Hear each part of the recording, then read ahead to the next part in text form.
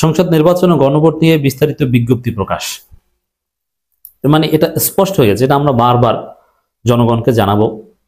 প্রত্যেকটা মুহূর্তের প্রত্যেকটা ঘটনা পরিক্রমার আপডেট বিশ্লেষণ করে জনগণকে জানাবো যে নতুন বাংলাদেশ, 5 আগস্ট বিপ্লব পরবর্তী বাংলাদেশ, নতুন যে ট্রেনে উঠেছে, নির্বাচনী যে ট্রেনে উঠেছে, সেখানে তারেক রহমান নামের কোনো ব্যক্তি নেই।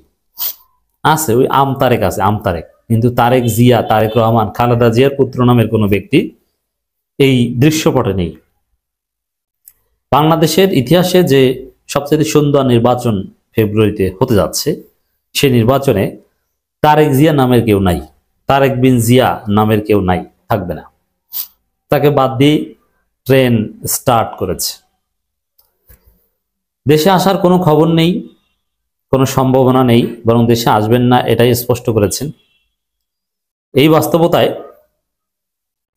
নির্বাচন কমিশনও বলেছে যে ডিসেম্বরের দ্বিতীয় সপ্তাহে তফসিল এবং আরো যেসব সিদ্ধান্ত, মক ভোট হচ্ছে, মানে চূড়ান্ত প্রস্তুতি। এই প্রেক্ষিতে আর একটা ডেভেলপমেন্ট নির্বাচনের দিকে, সেখান থেকে আরেকবার প্রমাণিত হয়েছে যে তারেক রহমান বিহীন একটা নির্বাচন হতে যাচ্ছে। কি সেটা? সংসদ নির্বাচন ও গণভোট নিয়ে বিস্তারিত বিজ্ঞপ্তি প্রকাশ। এর মানে আসলে সন্দেহ সংশয় নির্বাচন নিয়ে কেটে যাচ্ছে, নির্বাচন হতে যাচ্ছে এখানে, এবং সেখানে তারেক রহমান থাকছেন না। তাহলে কি দাঁড়ালো? বিএনপি গার্ডিয়ান বিহীন একটা দল, বিএনপি একটা এতিম দল। খালেদা জিয়া নেই বললেই চলে, ধরে নিতে পারেন যে খালেদা জিয়া নেই। খালেদা জিয়াকে যদি আল্লাহ রাব্বুল আলামিন আমাদের দোয়ার বদৌলতে, আল্লাহর মেহেরবানিতে বাঁচিয়ে রাখেন, সংসদ নির্বাচনে অংশগ্রহণ করার জন্য যে সাইনটা দেওয়া দরকার, যে টিপসইটা দেওয়া দরকার, এটাও দিতে পারবেন না। এর মানে রাজনীতিতে খালেদা জিয়া নেই, রাজনীতির দৃশ্যপট থেকে খালেদা জিয়া বাইরে চলে গেছে, এটা দিবালোকের না স্পষ্ট। তো এই জায়গায় খালেদা জিয়াও নাই, তারেক রহমানও নাই, তাহলে বিএনপি এতিম। 2018 সালে এতিম বিএনপির দায়িত্ব নিয়েছিল বা বিএনপি সাময়িক আব্বা মেনেছিল ডক্টর কামাল হোসেনকে, ভারতের পরামর্শে। এবার ভারত কাকে ধরিয়ে দেয় বিএনপিকে বলা যায় না। ডক্টর কামালের মতো কাউকে আব্বা মানা লাগতে পারে, তবে বিএনপি ওই জুলাই শহীদ পরিবারের স্নিগ্ধ বা এই টাইপের কাউকে আব্বা মানতে পারে, বলা যায় না যে আমরা ক্ষমতা আসলে অমুককে প্রধানমন্ত্রী বানাবো।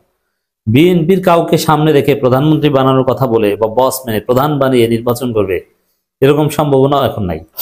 এটা বিএনপির লোকজনই মানবে না। ডক্টর খন্দকার মোশাররফ হোসেনের এই বিষয়ে একটা আগ্রহ আছে, আমরা জানি, এটা বেশ আগেই গণমাধ্যমে এসেছিল যে খন্দকার মোশাররফ স্যার চান যে তিনি দলের ভারপ্রাপ্ত চেয়ারপারসন হতে। এই যে বিএনপির ভারপ্রাপ্ত চেয়ারপারসন তারেক রহমান না, এই জায়গায় ডক্টর খন্দকার মোশাররফ হোসেন তিনি ভারপ্রাপ্ত চেয়ারপারসন হওয়ার আগ্রহ প্রকাশ করেছেন। একটা সময় এই সিচুয়েশন তৈরি হয়েছিল যে ভারপ্রাপ্ত চেয়ারপারসন থেকেও তারেক রহমানকে বাদ দিতে হবে, ভারপ্রাপ্ত চেয়ারপারসন হিসেবে তাকে রাখার সুযোগ নেই। ওই সময় ডক্টর খন্দকার মোশাররফ হোসেন স্যারের নাম উঠে এসেছিল।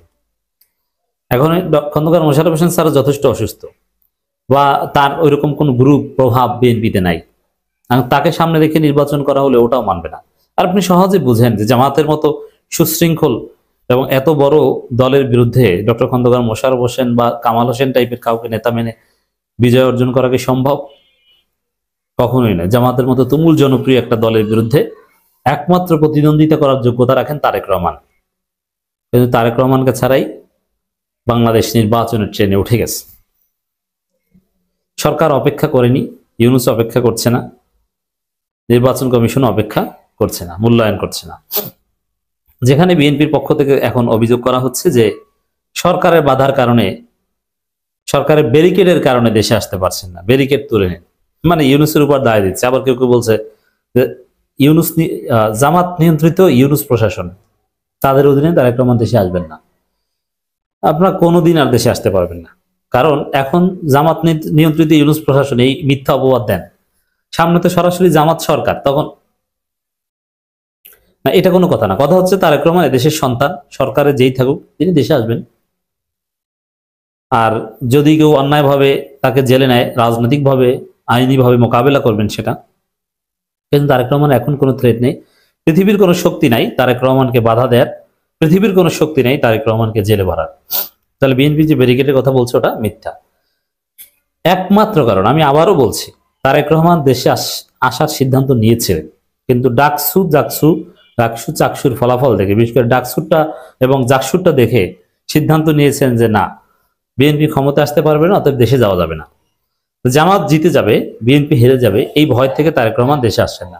দেশে আসলে বিএনপির চাঁদাবাজি নিয়ন্ত্রণ করতে পারবেন না, খুনো করে নিয়ন্ত্রণ করতে পারবেন না, তখন দায়টা সরাসরি তারেক রহমানের উপর যাবে। যদি এখনো তারেক রহমানের উপরেই দেয়, তো তখন তো সরাসরি দায়টা দেওয়া যায়। এখন তো বলতে পারেন যে আমি দেশ থাকলে এটা হতো না। কিন্তু এই পরাজয় এবং এই বাস্তবতার কারণে তিনি দেশে আসতে চাইছেন না। কিন্তু দেশ নির্বাচনের দিকে এগিয়ে যাচ্ছে, তারেক রহমানের জন্য কেউ অপেক্ষা করছে না। ছোট সে তরি আমারই সোনার ধানে গিয়েছে ভরি, নৌকা ভরে গেছে, তারেক রহমানের জন্য কোনো জায়গা নেই। তারেক রহমান উঠতে চাইলে এটা ডুবে যাবে, মানে নির্বাচনে স্থগিত হয়ে যাবে। আর ইউনূস এটা কিছুতেই করবে না। ত্রয়োদশ জাতীয় সংসদ নির্বাচন ও গণভোট একই দিনে সম্পন্ন করার সিদ্ধান্ত আনুষ্ঠানিকভাবে জানিয়েছে নির্বাচন কমিশন। এটা জামাতের মজলিস শুরা এই সিদ্ধান্তের দিনেই পাল্টা প্রস্তাব দিয়েছে যে না, গণভোট আগেই করেন, কিন্তু জামাতেরটা গ্রহণ হচ্ছে না। আর বিএনপিটা দৃশ্যত মনে হচ্ছে যে বিএনপির দাবি পূরণ হয়েছে, কিন্তু বাস্তবে হচ্ছে বিএনপি তো গণভোটেই বিশ্বাস করে না। তো ওই যেটা একই দিনে জাতীয় নির্বাচন গণভোট, ওটা হচ্ছে গণভোট ঠেকানো বা সংস্কার ঠেকানোর একটা কৌশল, কিন্তু তাও পারবে না, গণভোট হবে। এটি হচ্ছে বিএনপির পরাজয়। আলু, পেঁয়াজ, রসুন সংরক্ষণাগারের চাইতে গণভোটের গুরুত্ব কায়েম হয়েছে। সংরক্ষণাগার বাংলাদেশে তৈরি হয়নি, গণভোটের বিধান জারি হয়েছে।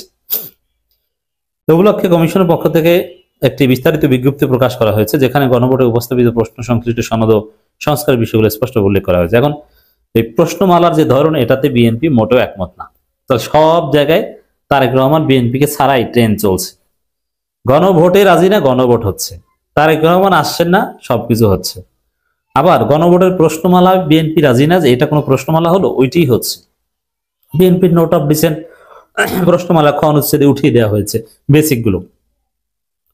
ইসি সচিবালয় পরিচালক, জনসংযোগ ও তথ্য প্রদানকারী কর্মকর্তা মোহাম্মদ রুহুল আমিন মল্লিক স্বাক্ষরিত ওই বিজ্ঞপ্তিতে বলা হয়েছে, ভোটারদের সামনে উপস্থাপন করা হবে জুলাই জাতীয় সনদ, সংবিধান সংস্কার বাস্তবায়ন আদেশ 2025 সংক্রান্ত একটি নির্দিষ্ট প্রশ্ন। ভোটাররা হ্যাঁ অথবা না এই দুটি বিকল্পের মধ্যে একটিকে বেছে নেবেন। এখানে বিএনপি না ভোট দিতে বাধ্য হতে পারে বলে মনে হচ্ছে।